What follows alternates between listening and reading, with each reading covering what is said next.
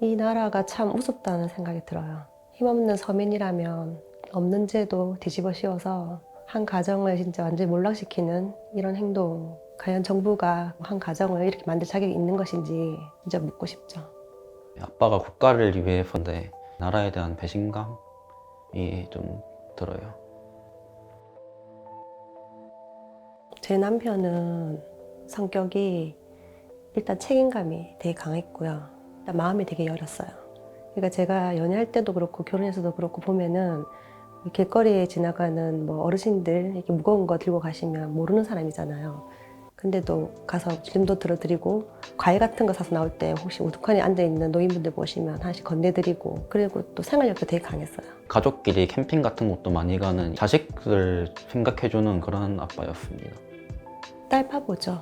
매일 화상 통화하고 뭐 계속 뭐 전화하면은 사랑한다 하고 끊을 때는 항상 뽀뽀하고 전화 끊고, 자상한 아빠였어요. 가정적이고. 동생 생일이 9월 달이어서 입항하면은 이제 동생 생일 선물도 사고, 오면은 동생한테 같이 키즈 카페도 놀러 가자 이렇게 약속도 하셨고, 생일날 같이 어디 써줬으니까 생일 선물 뭐 갖고 싶은 거 있는지도 물어보고, 뭐 갖고 싶다고 동생이 말하니까 아빠가 집에 갈 때 그거 사가지고 갈게 이런 내용을 말하셨어요. 공무원을 8년을 하셨는데 불법 어선을 단속하는 업무를 하셨는데, 집에 오면은 저한테도 단속 나갔던 영상도 보여주시고, 제가 공무원을 준비하는데 저도 뭐 아빠랑 같은 업무에 종사하면 좋겠다고 가끔 말하실 정도로 자신의 업무에 대한 자존감? 그런 게 좀 프라이드가 넘치셨어요. 전혀 월북은 저는 꿈도 꿔본 적이 없어요. 저희는 단순 실종이로 알고 이제 수색을 하는 걸로 알고 있었고, 이 월북이라는 단어를 처음 본 것도 뉴스였어요. 속보로 갑자기 월북이라는 단어가 뜨는 거예요. 그래서 저희는 이제 망치로 머리를 얻어맞은 것처럼 이게 무슨 말도 안 되는, 상식적으로 이해가 안 되잖아요. 북한이라는 나라가 어떤 나라인지 대한민국 국민 다 아는데 아무리 살기 힘들어도 월북을 한다? 상식적으로 말이 안 되거든요. 저희 남편은 또 평소에 또 그 뭐 나라에 대한 뭐 자기 일에 대한 자부심이 되게 컸던 사람이고 가족 사랑이 되게 컸던 사람이기 때문에 전혀 납득할 수 없었죠. 저희 남편은 정치에 전혀 관심이 없습니다. 집에 오면은 뉴스도 거의 안 보고요. 영화, 뭐 드라마 이런 거 되게 좋아했고, 저도 정치에 관심이 없다 보니까 정치적으로 이렇게 얘기를 나누는 것도 거의 없고요. 그리고 평소 이제 그 집에 왔을 때 만약 국경일이 겹치면 아침잠이 되게 많거든요, 이 사람이. 그런데도 불구하고 6시에 일어나서 무조건 국기 개항을 하고, 그리고 또 집에 2번밖에 못 오면 집에 오는 날이 시간이 되게 귀하잖아요. 근데 그런데도 그 강복절 행사 때문에 못 온 적이 있어요. 그래서 제가 좀 투덜거렸는데, 그러면서 제가 이제 생각한 게 이렇게 애국심이 강한 사람이었나? 그냥 이런 생각을 했었죠. 한 번도 없어요. 북한이라는 단어를 꺼낸 적이요? 한 번도 없어요. 뜬금없이 뭐 북한을 얘기한다거나 북한의 그 사회주의를 뭐 찬양한다거나, 그거는 해경에서 월북이란 그 단어가 언론에 보도되고 저한테 전화 와서 뜬금없이 했던 말이, 평소 남편이 북한을 동경했냐, 사회주의를 찬양했냐, 이런 질문을 하더라고요. 그 제가 화를 냈어요. 웃으면서 지금 무슨 소리 하시냐고. 그런 단어는 저는 20년이 다 되어가지만 들어본 적도 없고, 이 사람은 엄청 자유분방한 사람이거든요. 사회주의 이런 거 말해본 적도, 그런 성향도 절대 아니다, 제가 그렇게 말한 적이 있어요. 국방부에서 말하는 그 월북을 표현한, 그 의사를 표현한 내용이 있다 이렇게 말을 했는데요. 정말 그 내용이 있다면 사람이 무서우니까요. 저 같아도 북한 국기만 보여도 무서울 것 같아요. 근데 총을 둔 북한 군인이 있다, 그러면 살기 위한 표현일 수는 있죠. 그것을 근데 진심으로 생각하면 안 된다는 거죠. 저는 이제 실족의 확률이 많다라고 생각하는 게, 남편이 진짜 담배를 많이 펴요. 하루에 뭐 2갑 정도 필 정도로 많이 피는데, 그리고 최근에는 이제 저랑 이렇게 좀 떨어져 있다 보니까 밥을 제대로 안 챙겨 먹어서 살이 좀 많이 빠졌다더라고요. 그러면서 어지럼증이 있다라는 말도 했었거든요. 그러니까 담배를 자주 피러 나가는 걸 제가 알기 때문에 뭐 충분히 실족 가능성이 있다고 보죠. 지금 이제 11월 21일이면 2달인데요. 시간이 지날수록 더 아니라는 확신이 많이 들죠. 해경이나 국방부의 말은 계속적으로 바뀌고 있어요. 그것부터 신비성을 이제 이미 잃었던 부분이고, 실종되기 전에 저하고도 카톡을 했었거든요. 그때 이제 했던 얘기가 아이가 대학을 가지 않는다고 하니까 공무원 시험을 치더라도 대학은 가야 한다. 공무원 시험을 치면 면접도 중요하다. 면접 준비도 철저히 해야 된다. 이런 일상적인 대화를 했었어요. 실종되기 한 1시간 반, 2시간 전까지 그렇게 연락을 했었어요. 근데 말이 안 되잖아요. 그리고 이 사람은 딸하고의 약속은 무조건 지키는 사람이거든요. 18일 날 딸하고 화상통화하면서 입항하면 집에 오겠다고 했어요. 정상적으로 입항했으면 9월 25일 날 입항 날이었잖아요. 그럼 집에 왔어야 되거든요. 그러니까 저희는 이런 거를 너무 잘 아는데 어떻게 보면 이것도 우리 그 유가족의 증거 없는 유가족의 그냥 그 어필일 뿐이라는 식으로 이제 받아들일 수가 있는 부분인데 우리는 가족이기 때문에 너무 잘 알죠. 아니라는 거를. 근데 이거를 이제 나라에서는 귀를 닫고 눈을 막고 자신들의 책임을 회피하기 위한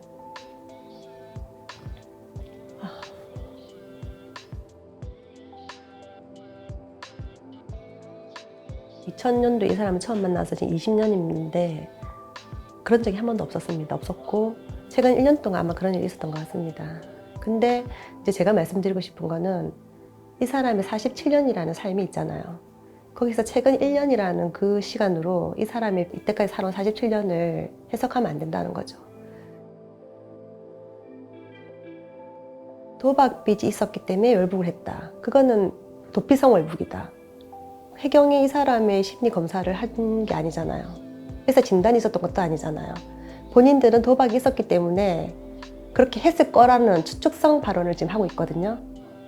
이거는 유가족을 두 번 죽이는 행위입니다. 만약에 그렇다면은 우리나라의 이혼한 부부, 도박을 한 사람, 도박빚 있는 사람은 결국 잠재적 월북자로 봐야 되거든요. 그럼 그 사람들 감시 들어가야죠. 그 말이 안 된다고 생각합니다. 저는. 이혼은 솔직히 그 사람의 고민은 아니었다고 보거든요. 저한테 미안해는 했었죠. 채무에 대한 고민이 있었겠죠. 왜냐하면 직장 동료에 대한 들한테 빌린 채무도 있었으니까 독촉을 받았을 테고. 근데 상식적으로 이 사람은 원양어선 선장을 했던 사람이에요. 현실 도피 가고 싶고 돈이 문제였다면 예전처럼 원양어선을 타면 되죠. 그러면 돈을 더 많이 벌 수 있거든요. 월북은 많이 안 되는 거죠. 월북할 바에야 원양어선을 타러 가죠. 제가 왜 원양어선 얘기를 하냐면은 이 사람이 8월 말경에 회사 압류 월급이 들어왔잖아요. 그것 때문에 이제 월급 들고 다니기가 좀 부끄럽다. 그러면서 회사를 그만두고 원양어선 타러 가야 되겠다는 말을 했었거든요. 도박은 흔히 중독이라고 병이라는 말을 하잖아요. 그래서 어떻게 보면은 자기도 제어가 안 됐을 수도 있는 부분인데 책임감은 또 그거와는 다르거든요. 1년 동안 만약에 그 사람이 도박을 했다 하더라도 회사 생활이나 가정에는 충실했거든요. 그러니까 그게 책임감과 도박을 같이 연결지어 생각하는 거는 아닌 것 같습니다. 솔직히 저는 어떻게든 상관이 없습니다. 없는데 이 나라에서 아이들이 살아가야 되잖아요. 아무리 연자제가 없었다고 해도 월북자 자식이라는 좋은 곳을 가슴에 달고 산다는 거는 평생 아이들한테 지울 수 없는 상처가 되기 때문에 지금 이렇게 싸우고 있는 것도 아이들의 미래를 위해서 싸우는 것이지 나라는 아닌데 우리가 무조건 순직 처리해주세요 이렇게 주장한다고 해서 나라가 해주는 그런 건 아니잖아요. 아이들의 미래를 위해서 지금 주장하는 거죠.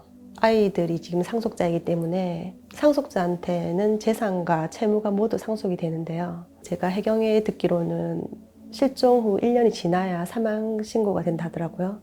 그런 문제는 사망 신고가 되고 나면 이제 아이들의 법적 보호자인 제가 잘 처리해 나갈 수 있을 것 같습니다. 이 사람 급여가 월 450에서 500 정도, 260만 원 3년을 변제를 하면은 이제 빚을 다 털어버릴 수 있는 상황이었고 신청 후에도 추가적으로 이제 채무가 생겼다고 해도 이거를 신청을 취소를 하고 추가로 발생한 채무를 포함해서 다시 신청할 수 있는 상황이었습니다. 저는 해경 발표 보고 알았습니다. 그 부분은. 남편이 이제 공무원의 신분으로 도박을 했다는 것은 잘못한 거라는 거, 그리고 그 부분에 대해서는 지탄을 받아도 마땅하다는 거, 그거는 인정을 합니다. 근데 그것과 월북을 연관 짓는 것은 아니라고 생각합니다. 해경에서는 확실한 증거를 찾아서 그것을 월북의 증거로 내밀어야 되는데 2달 동안 해경이 한 거라고는 금융권 조회밖에 없었습니다. 약점 하나를 잡아서 해상 경계 실패, 그 잘못을 덮기 위해서 이 사람 월북으로 몰기 위한 추잡한 변명에 불과하죠. 도박이라는 것은. 일부 국회의원은 월북을 시도했으니까 사사당하는 거는 당연하다는 식으로 얘기했습니다. 자기 자식이어도 그렇게 말할 수 있는지, 그런 사람이 우리나라에 국회의원으로 앉아있다는 자체가 참 부끄럽다는 생각이 들어요. 어떻게 사람의 생명이 당연하다는 표현을 쓸 수 있는지, 이 나라에 버려진 느낌? 이런 느낌이 들어요. 아마 제 생각에는 정부에서는 이 사건을 조용히 묻고 싶어 하는 것 같아요. 근데 절대 착각하지 말라는 말씀 드리고 싶어요. 아이들이 있기 때문에 진실을 밝히기 위해서 끝까지 갈 거고요. 이렇게 묻힐 일 절대 없다는 거. 사람이 북한 해역으로 흘러갔던 그 긴 시간, 해경에서는 방관하고 있었고요. 그리고 북한 해역에 도착했을 때도 국방부를 알면서 살리지 않았어요. 분명 책임이 있는데 그 책임을 피하기 위해서 개인의 잘못인 월북으로 제명을 씌워서 몰아가고 있는 거죠. 일단 해경은 초기 수사부터 잘못된 부분이 많았고요. 국방부는 감청 내용이라는 것을 매번 말이 바뀝니다. 이미 신빙성을 잃었어요. 그거부터가 월북이 아니라는 확실한 증거가 되는 거고요. 직접 증거라고 한다면 남편이 직접 월북을 하겠다는 의사를 표현한 육성이 있어야 되잖아요. 근데 국감에서도 분명히 육성은 없다고 했습니다. 그럼 직접 증거가 없는 거죠.